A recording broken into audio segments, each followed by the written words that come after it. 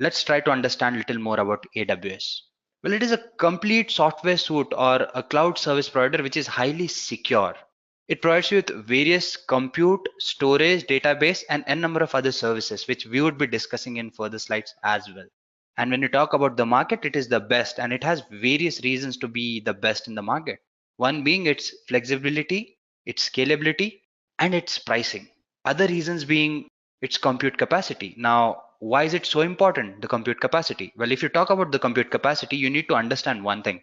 If you take all the other cloud service providers in the market and you combine their compute capacity, that is, you leave out AWS and you take all others into consideration, the space would be somewhere equal to say X. And if you compare it with AWS, it is 6X. So AWS has more compute capacity, which is 6 times more than all the other service providers that are there in the market. So that is a huge amount. So these are the reasons that make AWS one of the best in the market. And let's try to find out what are the other reasons about AWS that make it so good. What are the services, features, and its uses basically. So I would be discussing some use cases now. If you're talking about a manufacturing organization, now their main focus is to manufacture goods, but most of the businesses they focus so much on various other services or practices that need to be taken care of that they cannot focus on the manufacturing goal. Now this is where AWS steps in. It takes care of all the IT infrastructure and management. That means businesses are free to focus on manufacturing and they can actually go ahead and expand a lot. Architecture consulting. Now their main concern is prototyping and rendering. AWS takes care of both the issues. It lets you have automated or speed up rendering as far as prototyping is concerned. And that is why architectural business benefit a lot when you talk about using AWS or any cloud provider. But AWS being the best in the market, again, their services are the best. Media company. Now, as far as a media company goes, their main concern is generating content and the place to dump it or to store it. Again, AWS takes care of all these situations or both these situations. Large enterprises. When you talk about large enterprises, their reach is worldwide. So they have to reach their customers and their employees globally or across different places. So AWS gives you that option because it has a global architecture and your reach can be very wide as far as these points are concerned. Now, advantages of AWS. As I've mentioned, I won't say advantages exactly. I would say features as well. Flexibility. Now, as far as AWS is concerned, it is highly flexible. Now, there are various reasons to support it. And one of the major reasons is it's very cost effective. Let us try to understand these 2 points together rather. Now, when you talk about flexibility, the first concern you should have is you are dealing with big organizations. They have a lot of data that needs to be managed, deployed, and taken care of. Now, when you talk about a cloud provider, if it is flexible, all these things are taken care of. The second thing is it is highly cost effective. Now, when I say cost effective, AWS takes care of almost every aspect. If you are a beginner or a learner, they have something called as a free tier. That means you have sufficient resources to use for free, and that too for one long year. So you would have sufficient hands-on without paying anything. Plus, it has something called as pay-as-you-go model. Now, when I say pay-as-you-go model, what it does is it charges you only for the services which you're using and only for the time being you're using them. Again, that lets you scale up nicely and hence you end up paying very less. Since you are paying very less and since you have so many options when you're actually buying its services, what that does is that gives you a lot of flexibility. Scalability. Again, the first 2 points are related to this point. Now, how is that? Now, when I say scalability, what happens is, as I've mentioned, it is very affordable. So you're paying on hourly basis. If you're using a particular service for 1 hour, you'll be paying it only for 1 hour. That is how flexible it is. And what that does is that gives you a freedom to scale up and even scale down. Since it is easy to scale up, it is always advisable that you start with less and then scale as per your needs. Plus, there are quite a few services that are there which can be automatically scheduled. Now, what that means is you'd be using them only when there is an uptime, and in downtime, you can miss those get automatically shut down. So you do not have to worry about that as well. So when you talk about scalability, scaling up and down is very easy as far as AWS goes. Security. Again, now security has been a topic of debate when you talk about cloud services, especially. But AWS puts all those questions to rest. It has great security mechanism. Plus, it provides you with various compliance programs that again help you take care of security. And when you talk about real-time security, even that is taken care of. You can take care of all the suspicious activities that are there, and not you. AWS takes care of all those things, and you're let free to focus on your business rather. So these are the advantages which I feel that AWS adds value to. And apart from that, there are quite a few other points, like we have automated scheduling, which I just mentioned. You have various integrated APIs. Now, these APIs, they're available in different programming languages, and that makes it architecturally very strong to switch from one programming language to another. So these are some of the features I feel that make AWS a wonderful, wonderful service provider in the market. So let's move further and try to understand other things as far as AWS is concerned. It's global architecture. When you talk about AWS, as I've mentioned, it is the best service provider in the market.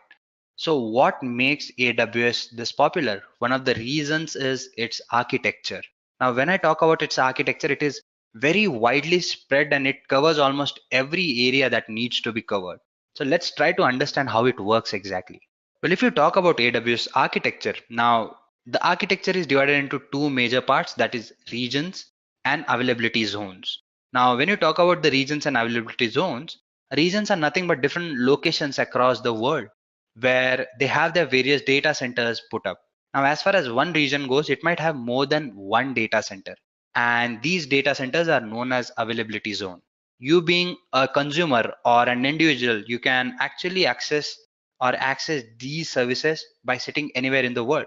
To give you an example, if I'm sitting in some part of the world, say for example, I'm in Japan right now, I can actually have access to the services or data centers that are there in US right now. So that is how it works. You can choose your region and accordingly you can pick your availability zones and use those. So you do not have to worry about anything. To throw some more light on it, you can take a look at this small map, which is the global map, and it shows the different places which has its regions and availability zones.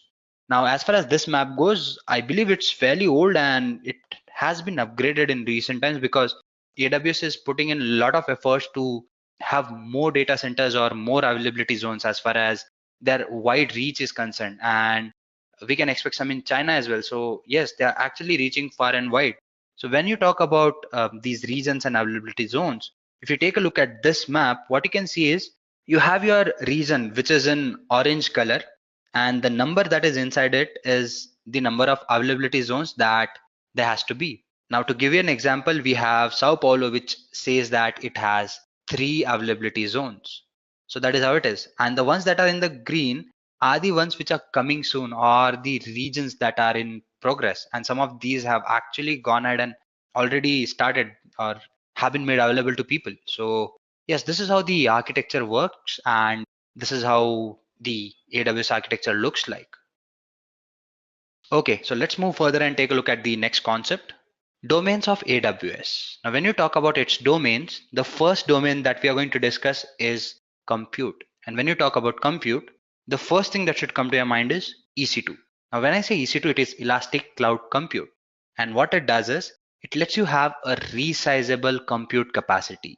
It's more of a raw server where you can host your websites, and it is a clean slate. Now, what do I mean by this? Say, for example, you go ahead and buy a laptop.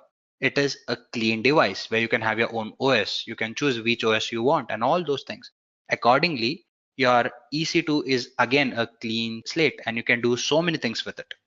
Now, next you have Elastic Beanstalk, which lets you deploy your various applications on AWS. And the only thing you need to know about this thing is you do not have to worry about the underlying architecture. Now, it is very similar to your EC2.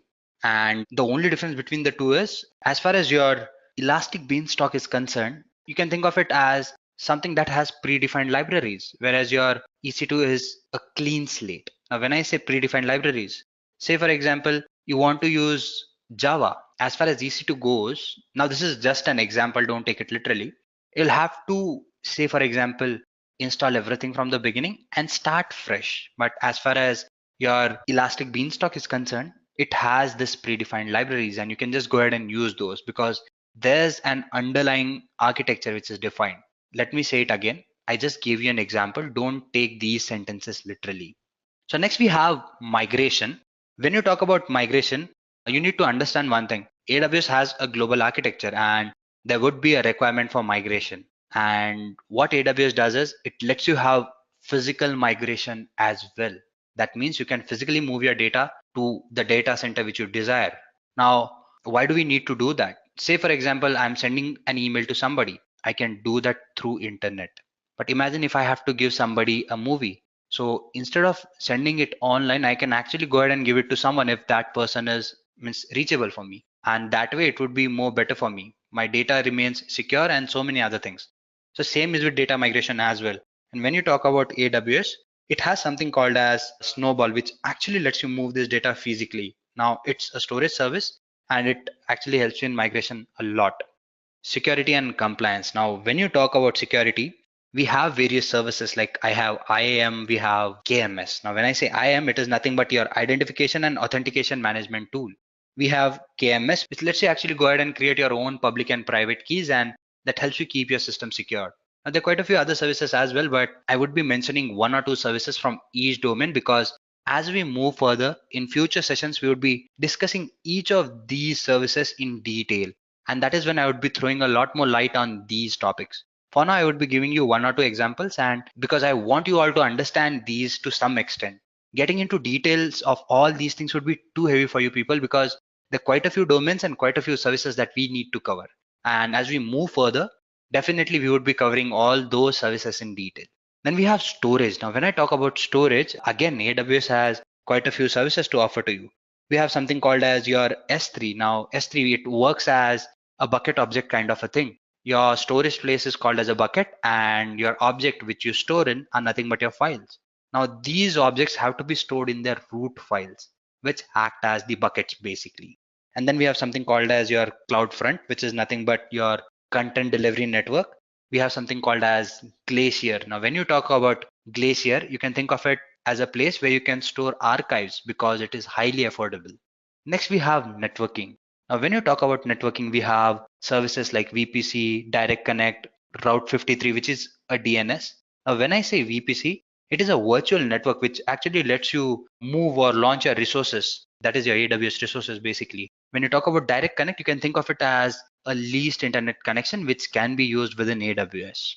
Next on this list, we have something called as messaging. Yes, AWS assures secured messaging, and there are quite a few applications to take care of that as well. Now we have something called as Cloud Trial, we have OpsWorks, all these things, they help you in messaging or communicating with other parties basically. Databases. Now storage and databases are similar, but you have to understand one difference. When you talk about your storage, that is where you store your executable files. So that is the difference between the two. And when you talk about databases, we have something called as your Aurora, which is something which is very SQL like, and it lets you perform various SQL options at a very faster rate. And what Amazon claims is it is 5 times faster than what SQL is. So yes, when you talk about Aurora, again, a great service to have. We also have something called as DynamoDB, which is a non-relational DBMS. And when you talk about non-relational DBMS, I won't be discussing that, but this helps you in dealing with various unstructured data sources as well. Next on this list, we have the last domain, that is the management tools. Now, when you talk about management tools, we have something called as CloudWatch, which is a monitoring tool, and it lets you set alarms and all those things. Hopefully today, when we are done with the demo part, you'd be having at least one part of your CloudWatch covered because we would be creating alarms using CloudWatch today. So stay tuned for that as well. So this was about AWS and its basics, as in the points which we just discussed. That is what it is, its uses, its advantages, its domain, its global architecture. So yes, guys, what I've done is I've gone ahead and I've switched into my AWS account. The first thing you need to understand is what AWS does is it offers you a free tier. Now, while I was talking about these things, I just rushed through it because I knew that I was going to give you a demo on these things. So, and I wanted to discuss this thing in detail. Now, when you talk about AWS, if you're a beginner, this is where you start. Now, what AWS does is it provides you with its free tier, which is accessible to you for 12 months. And there are quite a few services which we just discussed, which are available to you for free. And when I say free, there's certain limitations on it, as in these many hours is what you can use it for, and this is the amount of memory or storage you can use in total, and all those things, and its capacity and everything. Based on that, you have different instances which you can create and all those things. Now, what AWS does is it gives you these services for free, and as long as you stay in the limits that AWS has set, you won't be charged anything. And trust me, when it is for learning purposes, that is more than enough. And let's quickly go ahead and take a look at these services first, and then there are a few other points which I would like to discuss as well. But firstly, the free tier services. Now, say this is what it has to offer to you: 12 months of free and always free products. When you talk about EC2, which is one of its most popular compute services, 750 hours, and that is per month. Next, you have Amazon Quick Site, which gives you 1 GB of spice capacity. Now, I won't get into the details of these things, as in what spice capacity is and all those things. When you have time, I would suggest that you go ahead and explore these things, as in what do these things do. Today, we are going to focus more on the EC2 part. So for now, let's quickly take a look at these one by one first. Amazon RDS, which gives you 750 hours of your T2 micro instance. Amazon S3, which is a storage, which again gives you 5 GB of standard storage. And AWS Lambda, 1 million free requests per month. So there are some of the videos here actually which would introduce you to these things that would help you get started with how to creating an account and all those things. And this is the other important point which I would like to mention. When you do create an AWS account, the first thing you need to consider is they would be asking you for your credit card details. So how does the login process work? Firstly, you go there, you give in your email ID and your basic details, as in why do you want to use it and all those things. Next, what it would do is just to verify your account, it would ask you for your credit card details. Even the debit card details work. I've actually tried those. So you can go ahead and give your credit card or debit card details. And when you do that, what it does is it subtracts a very small amount from your account. I did this in India and I know that I was charged 2 rupees, which is fairly less. And that was again refunded back to me in 2 to 3 working days. The only reason they cut those 2 rupees was just for the verification purpose that my account is up and running and I am a legitimate user.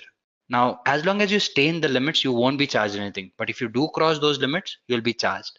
Now, you might be worried, as in, what if I do cross the limit? Would I be charged?